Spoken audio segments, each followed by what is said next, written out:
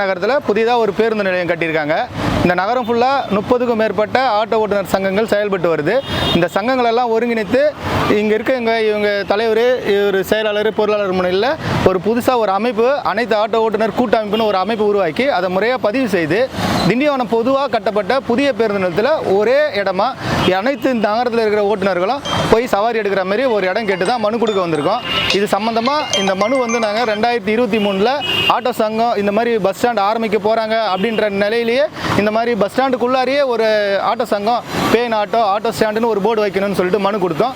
தொடர்ந்து அதை வலியுறுத்தி மாவட்ட ஆட்சித்தலைவர், முதல்வருக்கு, போக்குவரத்துறை அமைச்சருக்கு மற்றும் ஊரக வளர்ச்சித்துறை அமைச்சர் மற்றும் நகரமன்ற தலைவர், நகராட்சி ஆணையர் எல்லா நிலையிலையும் இந்த மனுவை நாங்கள் இது வரைக்கும் கடந்த 2 ஆண்டுகளாக தொடர்ந்து கொடுத்து இதே மாதிரி ஒரே ஒரு ஆட்டோ ஸ்டாண்டாக வேணும்னு சொல்லிட்டு வலியுறுத்தி அது சம்மந்தமாக பல அடுக்கு பேச்சுவார்த்தை நடத்தியிருக்கோம். எல்லா அதிகாரிகளையும்